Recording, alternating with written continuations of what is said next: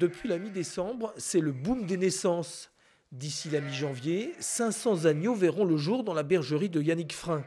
Quelques heures de vie et déjà le nouveau-né est identifié. Ces bagues permettront de suivre son parcours jusque chez le boucher. C'est la certitude que l'animal est né et élevé chez moi et qu'il n'y aura pas de fraude possible pour pouvoir la commercialiser plus tard. Yannick Frein possède 1 millier de brebis. C'est la 4e génération d'éleveurs. Ce breton de la baie, c'est lui qui a lancé il y a 25 ans la longue marche vers l'appellation.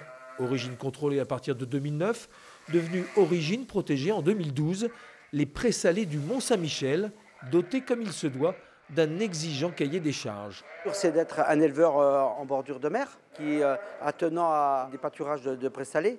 Et puis aussi, bien sûr, garder ces animaux au minimum 70 jours de pâturage.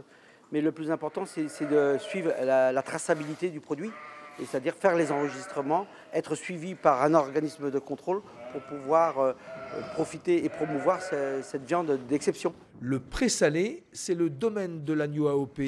Depuis Cancale jusqu'à Cherbourg, des espaces immenses où pâturent les bêtes d'une cinquantaine d'élevages au total. Mais 10 seulement ont rejoint le label. L'AOP aurait-elle du mal à convaincre? C'est une démarche volontaire et donc on sait très bien qu'il y a des éleveurs qui sont en fin de carrière, on ne peut pas les obliger. Mais c'est surtout la génération qui arrive, qu'on travaille tous main dans la main et on va tous vers le même objectif. Yannick Frein a bon espoir de recruter dans les 10 ans qui viennent. D'autant que l'appellation possède un solide argument, sonnant et trébuchant. Sa viande se vendrait 30 à 50% plus cher que celle de l'agneau standard.